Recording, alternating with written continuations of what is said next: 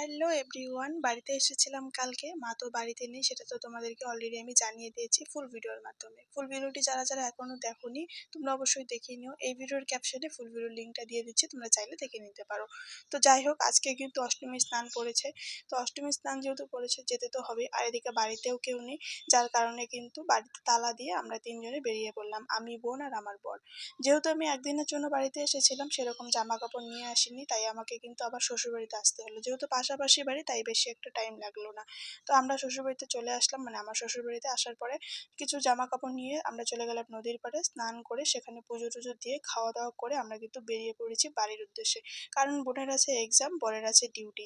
একদমই লেট করা যাবে না, খুব কম সময় হাতে নিয়ে আমরা কিন্তু বেরিয়েছিলাম। আর তোমাদেরকে কিন্তু দেখালাম যে কতটা পথ হেঁটে যেতে হয়, তাও আবার বালুর চর দিয়ে। আর একদমই কিন্তু হাঁটতে পারছিলাম না আমরা কেউই, কারণ প্রচন্ড গরম আর হচ্ছে বালুর চর। তোমরা দেখতে পাচ্ছ কতটা দূর।